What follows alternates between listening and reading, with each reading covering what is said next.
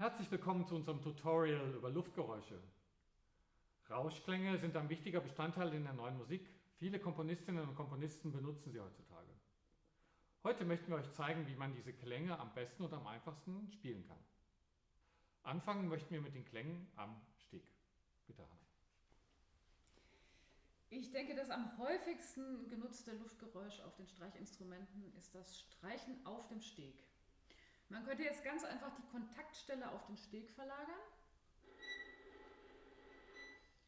Und das ist auch gleich das Problem, dass man nämlich dann auf diese Weise meistens auch die Saiten berührt, und zwar auf beiden Seiten des Stegs, und dieses Quietschgeräusch entsteht.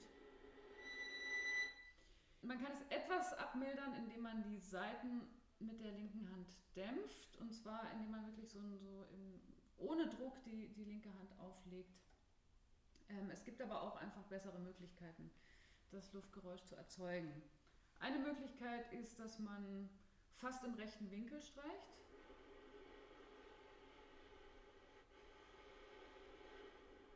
Hierbei ist es dann sinnvoll, auch die Bogenhaltung zu ändern. Den Zeiger auf die Bogenstange legt und den Rest mit den anderen Fingern umgreift. Der Nachteil dieser Technik ist, dass man nicht den ganzen Bogen zur Verfügung hat und es relativ leise ist. Eine weitere Möglichkeit ist, dass man sich mit der Innenkante des Bogens in die Außenkante des Steges auf der tiefen Seite einhängt.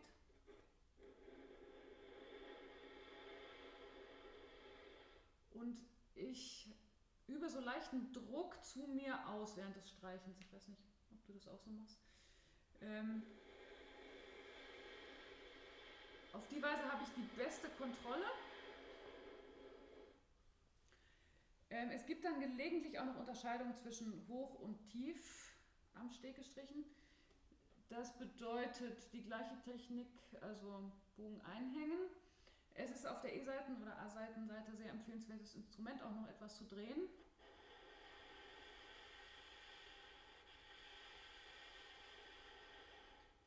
Wenn es nicht differenziert ist, empfehle ich sehr, die tiefe Seite zu nehmen. Das ist viel einfacher. Wie machst du das, Axel? Ja, bei der hohen Seite ein bisschen immer meine Finger dazu, die ich direkt dahinter stelle.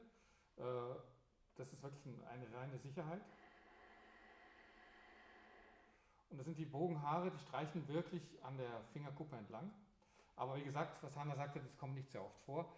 Meistens, ich benutze es auch immer unten, hänge den Bogen hier zwischen Seite und hier richtig in den Steg rein, habe auch den Ellbogen relativ hoch dabei und dämpfe gut die Seiten. Da bin ich am flexibelsten, ich kann auch ein sehr gutes Tremolo spielen und kann sehr viel Dynamik machen, ohne dass es quietscht. Wie ist es auf dem Kontrabass? On the low instruments, actually double bass or cello, I would also use the tip from Hannah to not play completely perpendicularly, but to actually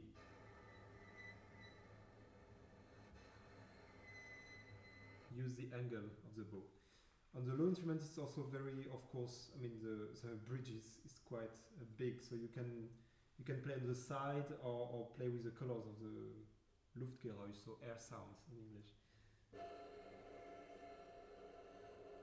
And here you can see that you get actually stuck with the wrist.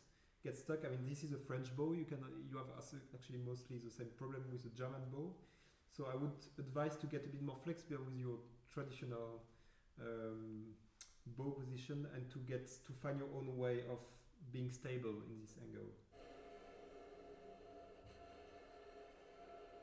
Stable meaning, of course, being in one line, which would be following the bow direction. Then you can play with the colors, depending on the amount of wood you're playing with. So higher is less wood, of course.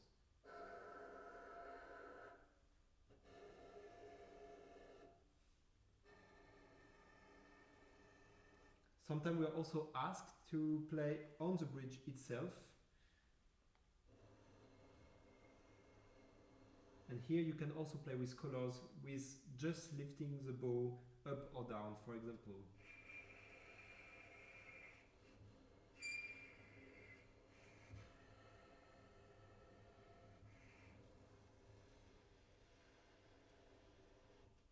etc. What else? Oh, the Holz mute, wooden mute. So this is an ebony mute for the bass, which is of course used for all the quartet instruments as well. And quite often it is used to color the air sound by composers with more or less deep air sound, but also some colored frequencies. So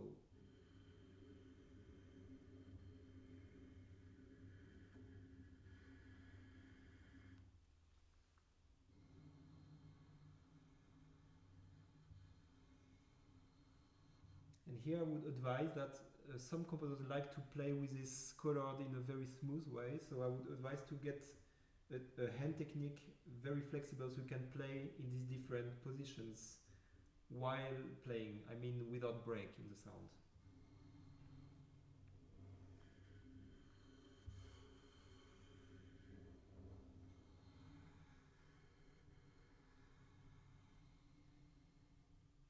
For example. Wenn die hohen Streicher auf dem Holzdämpfer spielen, dann spielen wir jetzt am liebsten hier an der Seite, die zu einem hin zeigt, nämlich hier. Dazu ist es auch wichtig, dass man die Bogenhaltung etwas verändert, das ist etwas leichter. So klingt es am besten und am sichersten. Ihr könnt es auch oben spielen, da entsteht sehr leicht ein Ton, was es meistens eher nicht soll. Wenn man oben spielt, dann muss man mit sehr wenig Druck arbeiten, es ist aber auch etwas unstabil. Wie ist es bei dir, Hanna? Wie benutzt du das? Ja, ich habe tatsächlich wieder diese Zeigefingerbogentechnik, das finde ich besser. Ansonsten, ich meine, das ist auch so eine Möglichkeit, wo man über die Spielhaltung nachdenken kann. Also wenn ich Zeit habe, dann finde ich sowas fast angenehmer, wenn ich wirklich drauf gucken kann, als wenn ich jetzt wenn ich in der normalen Geigenhaltung bin. Das hängt aber natürlich immer davon ab, wie viel Zeit man hat, sich auf die Technik vorzubereiten. Und ganz generell wollte ich noch sagen, dass es natürlich, die dynamischen Möglichkeiten sind sowieso nicht besonders groß, aber bei der Geige besonders klein. Das heißt, wenn wir also Luftgeräusche in Balance haben zu Bläsern oder auch innerhalb der Streicher, ist es einfach wichtig zu gucken, was ist das Maximum bei wem und sich dann einfach anzupassen, was überhaupt möglich ist. Gut, als nächstes schauen wir uns die Luftgeräusche auf den Saiten an. Luftgeräusche auf den Saiten erzeugt haben dann so eine leichte Tonhöhenfärbung des Luftgeräusches, aber weiterhin dominant. Ich fange jetzt mal an mit dem Spielen in hoher Lage. Man muss dabei tatsächlich die linke Hand dann aus ihrer normalen Position lösen und dämpft dann so, dass der Bogen genau noch zwischen Steg und Finger passt, also ähnlich wie es Axel vorher bei dem hohen Steggeräusch gezeigt hat.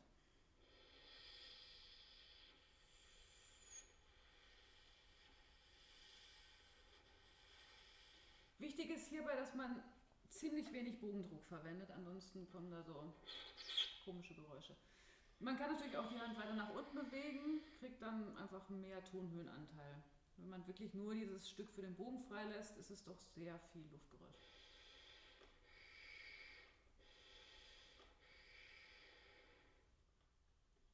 Ist das am Kontrabass gleich? Yeah, on the bass it's quite similar actually, except that you need of course more to block the resonance of the string. You need much more flesh, so because of the length. So usually I use the tip of the fingers near the bow as Hannah, but also the palm of the finger or half of it, of this part on the string, which would give us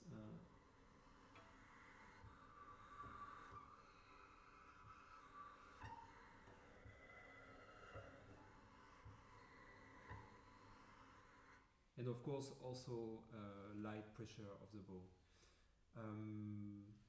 Axel? Ja, man kann die Luftgeräusche auch auf gedämpften Saiten spielen, wenn man die Saiten etwas tiefer dämpft. Das heißt, wo die Saite länger ist und wo es einen etwas tieferen Klang gibt. Das klingt ungefähr so. Wichtig ist, dass ihr das mit sehr, sehr wenig Bogendruck spielt und dass es sehr flautato ist. Und ihr hört schon, dass sich dort auch schon die Tonhöhe leicht verändert, je nachdem, wo man dämpft.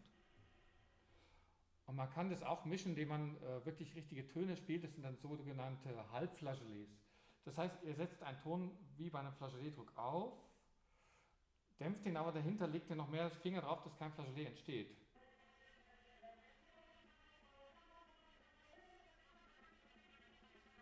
Das sind sogenannte Halbflageolets. Und dadurch hört man die Tonhöhe schon ganz gut, aber es ist noch sehr, sehr viel Luft dabei. Gibt es die auch auf dem Kontrabass? Yeah, of course it's much more beautiful on the bass, but basically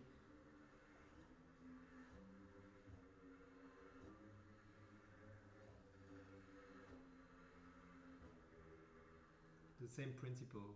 I mean when you don't need to get too much dynamic, I usually use not all of the creamy, but only a side of the bow because you need very light pressure of the bow. On the bass, you can also use another technique with the bow in between the fingers to get very quick differentiation in the air sound. So if I put, for example, my bow in between the thumb and the first finger, and then you can alternate the combinations.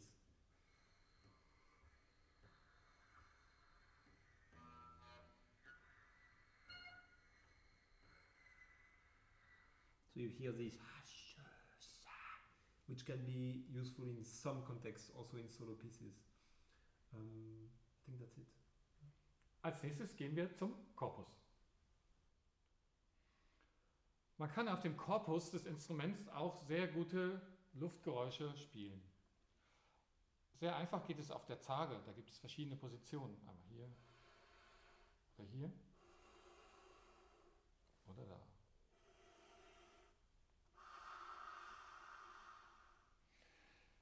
Wichtig dabei ist es erstmal, dass er eine gute Position findet, dass nicht aus Versehen das passiert. Deswegen ist es gut, immer das Instrument etwas hoch zu halten. Es ist auch ganz gut, immer die Saiten zu dämpfen, dass die nicht mitschwingen, was auch manchmal passiert. Wie ist es auf dem Kontrabass?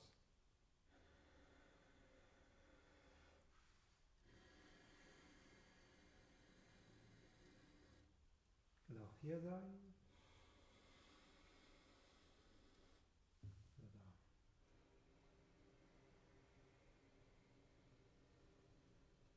It's always easier, of course, to play with the bass as you did, to not have problems with the strings. Seltener kommt es vor, dass man auf der Schnecke streichen soll. Ich demonstriere mal gleich die Probleme. Man rutscht sehr leicht ab, also es ist wirklich wichtig, eine gute Position zu finden. Bogenhaltung kann ich auch wieder meine Lieblingshaltung für Luftgeräusche empfehlen. Und man sollte auch nicht zu weit in die obere Hälfte kommen, weil man sonst irgendwann völlig die Kontrolle verliert.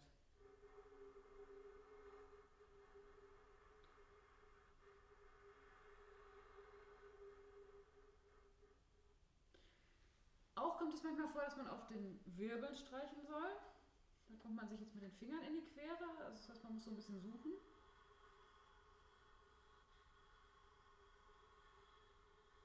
Und ganz selten kann sogar passieren, dass man Schnecke und Wirbel zusammenspielen soll.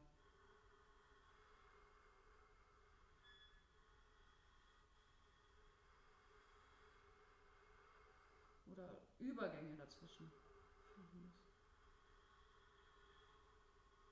Dazu ist es wichtig, dass der Wirbel so steht, dass man gut drauf spielen kann.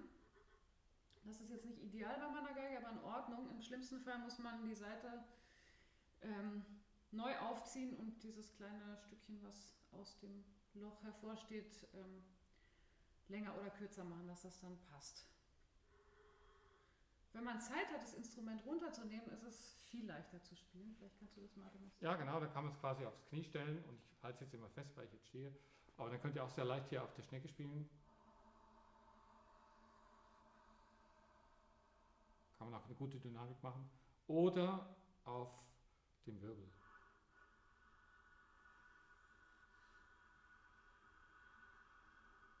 Und wie die Hanna schon sagt, es ist schon gut, wenn der Wirbel in einer guten Position steht, dass der Bogen nicht abrutscht. The bass, because it's on metal.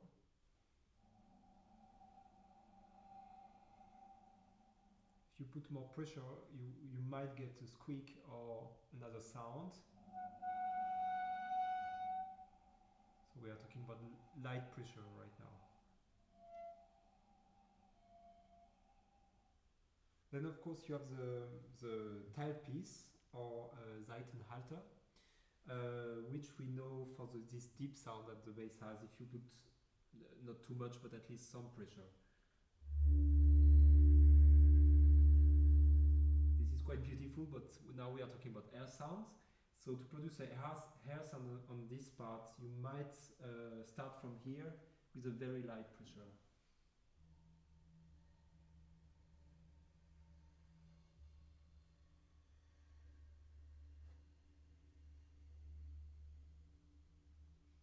And now you might notice that there is this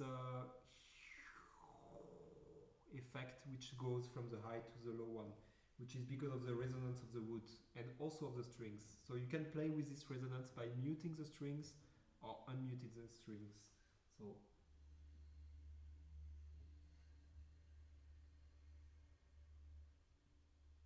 yeah, that was it for the bass. Ich bin ein bisschen neidisch. Auf der Geige ist das nicht so spektakulär. Es ist eigentlich auch das leiseste Luftgeräusch und es kommt durchaus vor, dass man dann im Kontext irgendwann das doch mit Stegspiel ersetzt, weil einfach für ein Solo ist das wunderbar, aber sobald man das mit anderen Klängen mischt, ist das im Prinzip, hat das keine Chance. Und sobald ich mehr Druck ausübe, habe ich Tonhöhen. Noch zur Ergänzung, dass jeder Saitenhalter tatsächlich etwas anders klingt. Das hängt auch ein bisschen mit der Lackierung zusammen und auch mit der Form. Und bei mir ist es Material, genau. Bei mir ist es auch genauso. Manchmal dieses Brummen ist auch von manchen Komponisten erwünscht. Genau. Aber bei jedem Instrument ist es etwas anders. Und wir sehen, es ist nicht nur bei jedem Instrument anders, auch jeder Spieler hat so seine eigenen Tricks und seine eigenen Techniken, wie man Luftgeräusche umsetzt. Das habt ihr bei uns hoffentlich heute auch gesehen. Und wir möchten euch mit diesem Video ermutigen, auch selber ein bisschen zu forschen und selber zu schauen, was für euch am besten ist. Und wir hoffen, euch hat das Video gefallen und ihr konntet etwas davon mitnehmen.